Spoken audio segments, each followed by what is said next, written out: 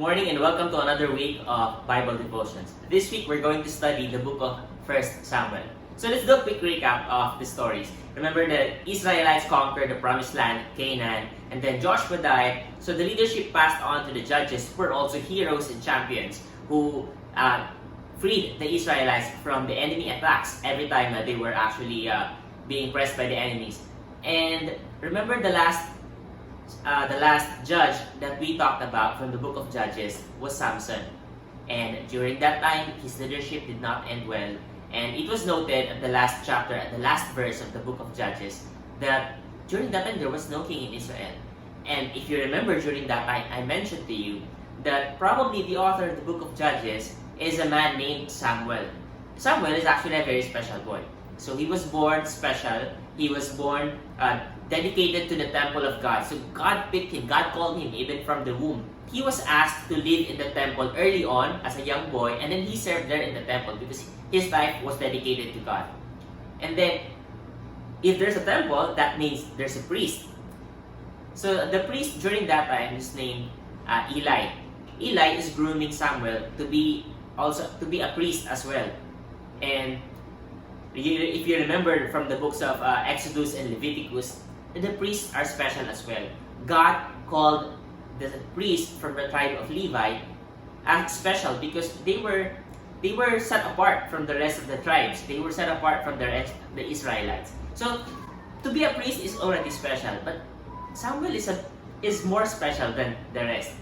There's one of my favorite story about Samuel is from chapter 3. I will read it to you. Chapter 3, verse 1. Now the boy Samuel was ministering to the Lord in the presence of Eli, the priest. And the word of the Lord was rare in those days. Take note, the word of the Lord was rare in those days. There was no frequent vision. At that time, Eli, whose eyesight had begun to grow dim so that he could not see, was lying down in his own place. The lamp of God had not yet gone out, and Samuel was lying down in the temple of the Lord, where the ark of God was. Then the Lord called Samuel, and he said, "Here I am." And ran to Eli. So Samuel, he heard that voice, he ran to Eli and said, "Here I am, for you called me." But Eli said, "I did not call. Lie down again." So he went and lied down. And the Lord called again, "Samuel." And Samuel arose and went to Eli and said, "Here I am, for you called me." So he always thought it was Eli who's calling him. But Eli said, "I did not call, my son. Lie down again." Now Samuel did not yet know the Lord, and the word of the Lord had not yet been revealed to him. And the Lord called Samuel again the third time. And he arose and went to Eli and said, "Here I am, for you called me." Then Eli perceived that the Lord is calling the boy. As a priest, he discerned that it was probably the Lord calling the boy. Therefore Eli said to Samuel, "Go, lie down, and if he calls you, you shall say, 'Speak, Lord, for your servant hears.'" So Samuel went and lay down in his place. And the Lord came and stood, calling as at other times, "Samuel, Samuel." And Samuel said, "Speak, for your servant hears." Then the Lord said to Samuel, "Behold, I am about to do a thing in Israel, at which the 2 ears of everyone who hears it will tingle." God did not choose to speak to Eli. God chose to speak to Samuel. During that time, if you continue to read the first chapters of Samuel, you would know that Eli was actually not a good priest.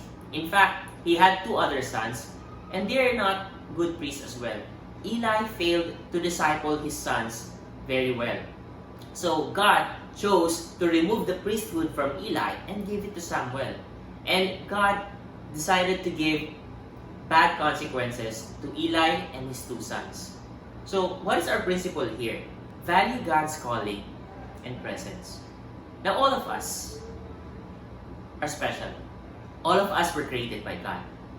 But if God called you, if you were born in a Christian family, if you have heard the gospel, if you have met Jesus Christ, if you have encountered Him through scriptures or some other church activities, you are more special than the rest. Other people do not even know Jesus. Other people do not even know Christ. Other people do not even hear the gospel. They don't know these things. The fact that you are called to the family of God, you are special. Now that special calling, like the special calling that Eli had, you have to take care of that. Otherwise, God will take that away from you. You have to value God's calling and presence. We're called by God. So we have to take very special care of that calling, and if the presence of God surrounds us, let's try to keep it that way.